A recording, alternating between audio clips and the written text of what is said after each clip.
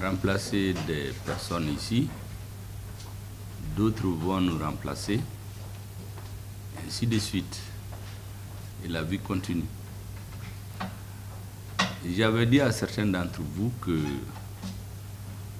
de mon point de vue, chacun d'entre vous mérite respect et considération parce que chacun d'entre vous pourrait être Premier ministre un jour et peut-être même son conseiller. Donc, je n'ai jamais mis dans la tête, vous pouvez le témoigner tous, qu'il y avait une grande distance entre nous.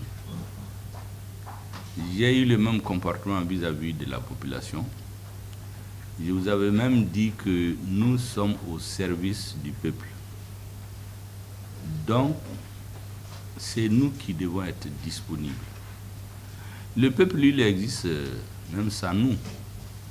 Et c'est pour cela que j'avais instruit, vous vous rappelez, que quel que soit le citoyen, seul ou en association qui veut rencontrer le Premier ministre, il ne faut lui faire aucun obstacle.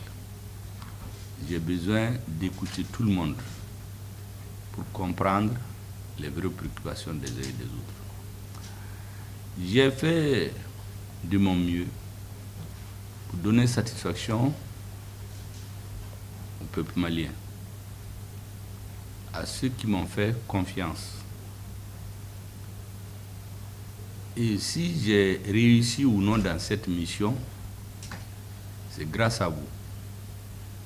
Parce qu'en réalité, tout le travail des fourmis qui se me fait à la base, en amont, c'est vous qui le faites. Je suis donc venu à la fin de ma mission vous remercier de votre rapport. Il y a eu des succès et des échecs. En tout cas, vous n'avez pas fait d'échec parce que vous avez travaillé comme vous pouvez. S'il y a des reproches à faire, ça ne peut être qu'à l'analyse du Premier ministre. Et ça, c'est normal. Toute œuvre humaine est perfectible. Je suis donc venu vous dire merci. Merci encore. Les anciens que j'ai trouvés peuvent témoigner pratiquement, tant qu'il n'y a eu pas de raison objective, ou si l'intéressé même le demande, tout le monde est resté en place. Quant à ceux qui sont venus, c'est toujours la recherche de la perfection. On peut se tromper, les hommes ne sont pas perfectibles. Et c'est pour cela que je considère que s'il y a quelque chose que je retiens dans la vie de grand, c'est le travail que j'ai fait avec vous. Nous nous sommes battus avec la confiance des uns et des autres, donner satisfaction au peuple malien. Et aujourd'hui, la plus grande satisfaction, je pense, que nous avons, c'est que nous avons un pays. Vous vous rappelez, en juin 2021, on n'avait pas de pays. Aujourd'hui, on a notre pays. C'est le plus important. Tous les autres débats vont se régler. Le même engagement que vous avez eu pour m'accompagner, je souhaiterais que vous ayez le même engagement pour aider les autorités maliennes. Quelles que soient les autorités, nous venons, nous passons, mais le peuple malien, lui, le reste. Il faut que chacun d'entre vous, quelle que soit la durée qu'il fait ici, ait le sentiment à la fin de sa mission, qu'il a fait ce qu'il pouvait pour donner satisfaction aux Maliens.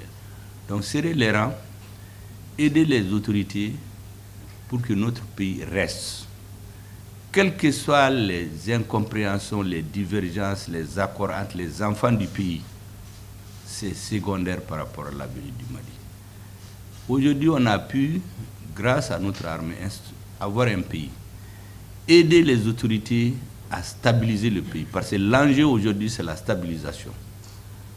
Les ennemis du Mali et ceux qui les soutiennent ont juré de nous ramener en arrière. Aider les nouvelles autorités à aller de l'avant. Et en permanence en tête que le Mali est aujourd'hui dans l'AES. Vous êtes citoyen du Mali, mais vous êtes citoyen de l'AES. Tout ce que vous posez comme acte doit être irrigué par cette pensée, la réussite du Mali, la pérennisation de l'AES. Et je sais que tous les Africains, tous les Maliens, de l'intérieur de la diaspora, tous les Africains, citoyens de l'AES, tous les Africains hors de l'AES, dans le monde entier, tous les hommes épris de paix, de dignité, de souveraineté, de respect de soi, vont être fiers de ce que les autorités maliennes ont accompli et continueront à accomplir. Donc, et de faire tout ce que vous pouvez pour que notre pays avance. C'est le plus important. C'est ce que j'étais venu vous dire. Vous remercier encore et vous souhaitez bonne chance, bonne carrière pour chacun dans sa vie. Au nom du directeur de cabinet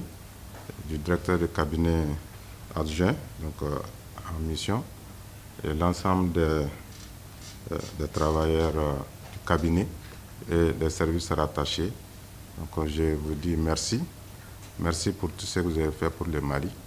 Merci pour la confiance que vous avez placée en nous, en nous menant, en tout cas, vers le bon chemin dans le travail, en nous prodiguant des conseils pour que les choses puissent bien marcher.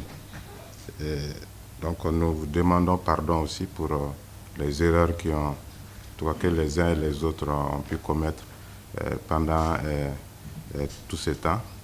Donc ce que je vais dire, soyez rassurés que nous allons continuer à servir le Mali, que nous allons continuer à utiliser en tout cas votre démarche pour servir notre pays et aussi pour servir les autorités en place. Donc je ne vais pas être long, c'est ce que j'avais à dire. Merci beaucoup, Monsieur le Premier ministre. Assalamu alaikum.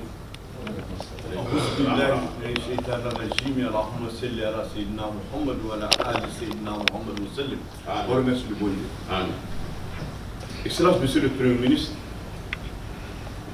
tout d'abord, nous vous remercions infiniment de nous avoir gardés à vos côtés avec respect, avec dignité, avec sincérité, avec le sens de l'État et du travail.